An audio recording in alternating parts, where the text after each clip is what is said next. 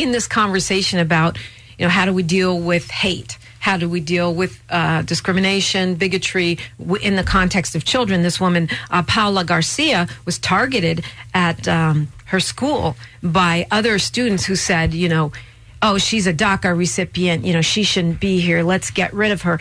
And the university where she was going said, well, Transylvania University says this is okay.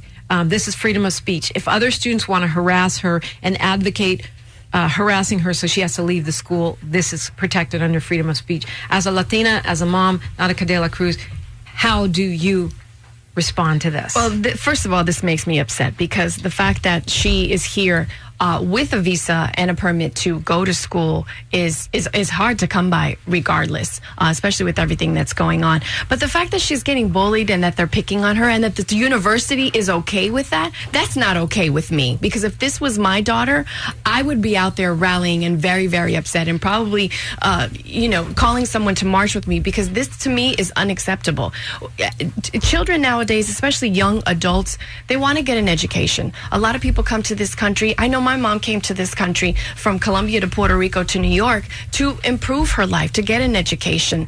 And the fact that they're stopping her from doing this and it appalls me. It makes me so upset, because why would someone just go on a rant on Facebook and just kind of degrade this lady, this young lady for who she was? Again, I mean, understanding where you're coming from as a mom and as a Latina yourself. But again, where do we draw the line? How is this different than what Ms. Hill did on Twitter? She's just expressing herself against the president. This student is just saying, hey, I don't want to be going to school with these DACA kids. Right. Is that her right? I mean, certainly it is. I mean, let's first commend her bravery. I mean, to speak out, knowing, any child that is in the country, any child that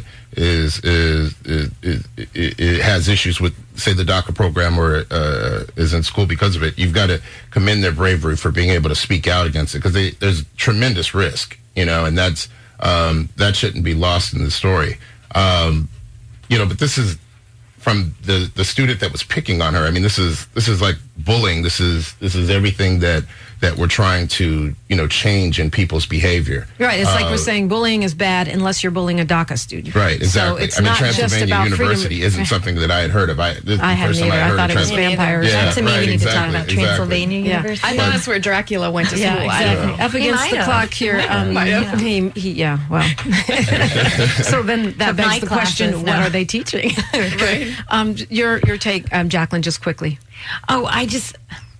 It piggybacks on what we just spoke about. It's these children or students were taught hate for no reason. They were just taught to hate. And this young lady who was incredibly brave, her video took a lot of guts. It just, I think it's horrible. I think we're talking about the difference, too, between what's legal, what is constitutional, and what is human decency. And I think sometimes we got to put that into the equation, not just the legality, but what is the right thing to do.